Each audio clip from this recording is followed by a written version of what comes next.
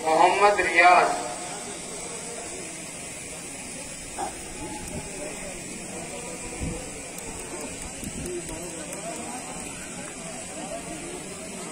थोड़ा डिस्टेंस ले लो भाई।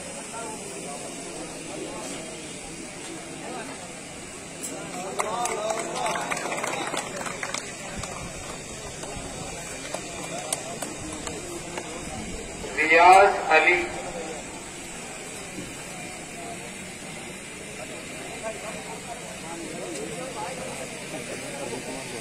हाँ जी।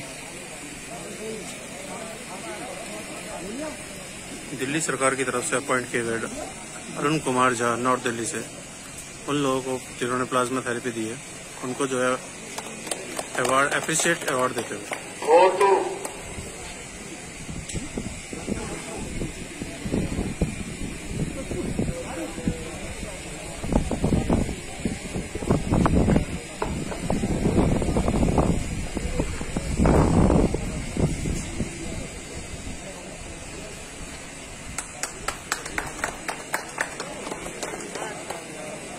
उस्मान जी और आसिफ जी आ जाए। उस्मान जी और आसिफ जी। ये उस्मान जी जो है यहाँ के हेड हैं, जो इस पूरे डिपार्टमेंट अंदर जो संभाल रहे हैं। उस्मान और आसिफ,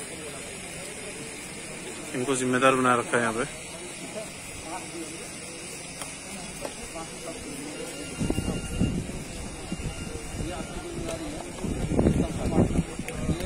गौरव पत्र देते हुए एडीएम अरुण कुमार झा नॉर्थ दिल्ली।